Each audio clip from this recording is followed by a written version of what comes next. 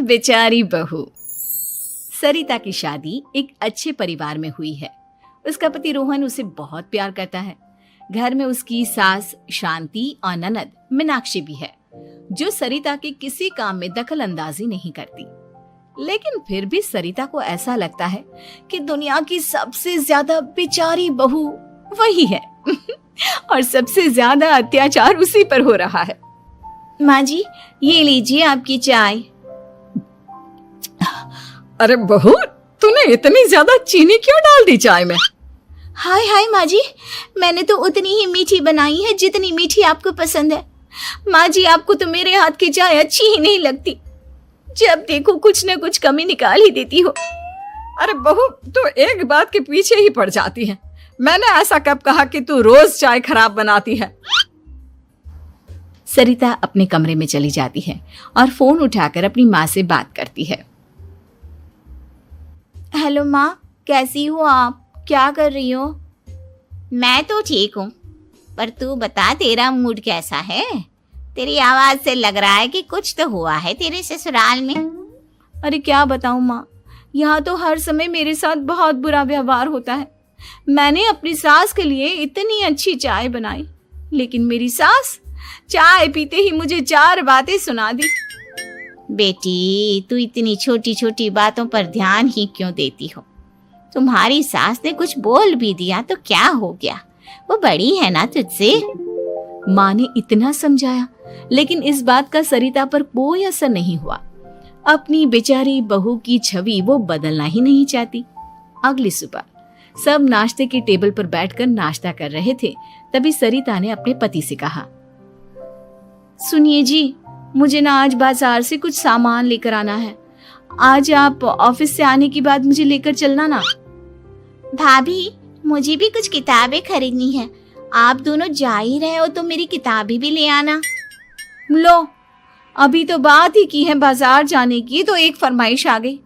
माँ जी, आप भी बता दो कुछ, और हाँ, मोहल्ले वालों से भी बोल दो अगर वो कुछ मंगवाना चाहते हो तो। बेचारी मीनाक्षी अपना सा मुंह लेकर रह गई। ये सब देखकर रोहन से चुप नहीं रह गया और वो गुस्से में बोला, सरिता, क्या हो गया है तुम्हें?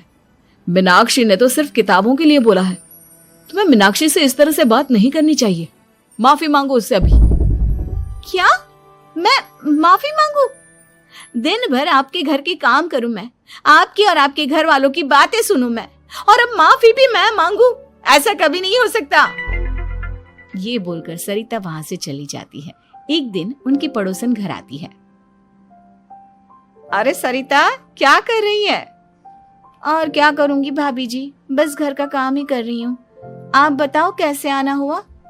अरे मैं तो तुम्हारा हालचाल पूछने आई थी, लेकिन तुम तो बिजी लग रही हो। कोई बात नहीं, मैं बाद में आ जाऊंगी। और क्या करूं भाभी जी, जब से शादी होकर आई हूँ ना, बस काम ही कर रही हूँ। और इस घर में ना कोई मेरी कदर नहीं करता। पति है जो बस घर से ऑफिस, ऑफिस से घर। ननद को तो कॉलेज से फुर्सत नहीं। बची सास तो उनका सारा समय मेरी गलतियां निकालने में लग जाता है। अरे ये क्या कह रही हो सरिता? तुम्हारी सास तो पूरे मोहल्ले में तुम्हारी तारीफ करती फिरती है कि तुम बहुत अच्छी हो, पूरा घर तुम्ही ने संभाल रखा है। हाँ तो क्या हुआ, इसमें गलत क्या कहती है? सच्ची तो कहती है। मेरी मर्जी के बिना इस घर का पत्ता भी नहीं हिलता। शाम को जब रोहन घर आया तो उसने सबसे कहा, कल हम सबको मौसी जी के घर जाना है। उनकी बेटी की शादी है। सब अपनी अपनी पैकिंग कर लो, सुबह होते ही निकल जाएंगे।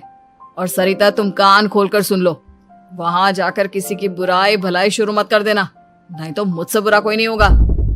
हाय हाय जी, आप तो ऐसे कह रहे हो जैसे मैं सुबह शाम सबकी बुराई करती फिरती हूँ। आज तक कोई कह नहीं सकता कि मैंने किसी की पीठ पीछे किसी के बारे में कोई बुरी बात बोली हो तो। अरे बस बहू, बात को और ज्यादा आगे मत बढ़ा। हमें सब पता है तो हमारे साथ क्या व्यवहार करती है। ये बात घर तक रखना, शादी में किसी को कुछ मत बोलना, नहीं तो सब कहेंगे कि शांति की बहू कितना बोलती है। हाँ हाँ, सब कुछ तो मैं ही बोलती हूँ ना। आप लोग तो हर समय फूलों की बारिश करते रहते हो मेरे ऊपर। सारी गलती मेरी है जो मैं इस घर में आई। सबका कितना ध्यान रखती हूँ, लेकिन फिर भी मेरी तो आप लोगों की नजर में कोई कदर ही नहीं है। अगली सुबह सब लोग मौसी जी के घर पर चले जाते हैं। वहां पर शादी का माहौल होता है, सब जगह चहल पहल होती है, बहुत सारे मेहमान आए हैं। सरिता को वहां बहुत अच्छा लग रहा है। वो अपने मन में सोचती है, यहाँ कितना अच्छा लग रहा है, कितनी रौनक है। मैं यहाँ किसी से ज्यादा बात नहीं करूंगी। अगर मेरे मुंह से कुछ ऐसा वैसा निकल गया तो रोहन जी तो मुझसे गुस्सा हो जाएंगी। सरिता ये सब सोच ही रही थी कि वहां रोहन की कजिन साक्षी आ गई और सरिता से बोली, आप सरिता भाभी हो ना? जितना आपके बारे में सुना था आप तो उससे भी ज्यादा सुंदर हो। हाँ वो तो है, मेरी सुंदरता की तारीफ सब करते हैं। मेरे मायके में तो सब यही बोलते हैं कि रोहन जी की किस्मत बहुत अच्छी है जिन्हें मैं मिली। लेकिन आप कौन है? मैंने आपको पहचाना नहीं। मैं रोहन भैया की कजिन हूँ। आपकी शादी पर नहीं आ पाई थी ना, इसलिए आप मुझसे मिली नहीं कभी। शांति मौसी और मीनाक्षी आपकी बहुत तारीफ करते हैं। क्या कहा तुमने? मेरी तारीफ? कभी नहीं। मेरे ससुराल वाले कभी मेरी तारीफ कर ही नहीं सकते। मैं इतनी अच्छी हूँ, मेहनती हूँ, लेकिन उन्हें तो मेरी कदर ही नहीं। सारा दिन घर का काम करती हूँ, फिर भी मेरी सास ना मुझे सुनाती रहती है और पति भी मेरी सास की साइड लेते हैं। ना कभी बाहर ले जाते हैं ना कहीं घुमाने। अगर घुमाने के लिए कभी बोल भी देना तो उनकी बहन बीच में आ जाती है। मैं कैसे रह रही हूँ उस घर में ये मैं ही जानती हूँ। सरिता की ये बातें सुनकर साक्षी को बड़ी हैरानी हुई। अब वो हर किसी के सामने अपनी बढ़ाई और ससुराल वालों की बुराई करने लगी। रोहन और शांति को सरिता पर बहुत गुस्सा आया, लेकिन वो चुप रहे। अगले दिन जब वो अपने घर पर आए, सरिता, तुमने क्यों सबके सामने मेरी इज्जत का तमाशा बनाया? तुमसे बोला था ना कि चुप रहना। अजी ऐसा भी क्या कह दिया मैंने जो इतना भड़क रहे हो? तुम जहां जाती हो अपना रोना शुरू कर देती हो, कभी किसी दूसरे की बात ही नहीं सुनती, बस अपनी कहती रहती हो। तुमने सबके सामने हमारा तमाशा बनाकर रख दिया है। हे भगवान, मुझे अपने पास बुला ले। जिस घर में मेरी कदर ही नहीं उस घर में मेरा क्या काम? अरे क्या करूंगी मैं यहाँ रहकर? जो भी आता है मुझे सुनाकर चला जाता है। मैं तो किसी से कुछ नहीं कहती। सीधी सादी बहू मिल गई है ना सबको, तो जो जी में आए वो करो। सरिता ने अपने आगे किसी को कुछ बोलने ही नहीं दिया और उस दिन भी उसने सबके सामने खुद को बेचारी बना ही दिया। अगले दिन मीनाक्षी कॉलेज के लिए लेट हो रही थी, इसलिए वो हर काम जल्दी जल्दी कर रही थी। अपना नाश्ता लेने किचन में गई और पतीले में रखे गरम दूध को गिलास में डालने लगी। दूध का पतीला उसके हाथ से छूट गया और गरम गरम दूध उसके हाथ पर गिर गया।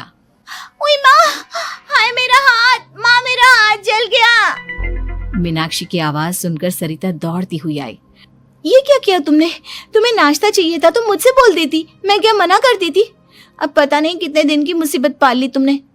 सरिता मीनाक्षी को उसके कमरे में ले गई और उसका बहुत ख्याल रखा। उसका इस तरह से ख्याल रखना शांति और रोहन को थोड़ा अजीब लगा। माँ, सरिता के दिमाग का भी कुछ पता नहीं। कल शादी में सबको इतना कुछ बोल कर आई है हमारे बारे में, और अब मीनाक्षी की कितनी अच्छी देखभाल कर रही है। ये ऐसा क्यों करती है? बेटा, तेरी बीवी की ना आदत हो गई है सबके सामने खुद को बेचारी दिखाने की, और आदत इतनी जल्दी नहीं बदलती। जब ये बोलना शुरू करती है तो रुकने का नाम ही नहीं लेती, इसलिए इसे पता ही नहीं चलता कि ये किसके सामने क्या बोली जा रही है। लेकिन दिल की बहुत अच्छी है। हमें भी अपना दिल बड़ा करके ये जैसी है इसे स्वीकार करना चाहिए।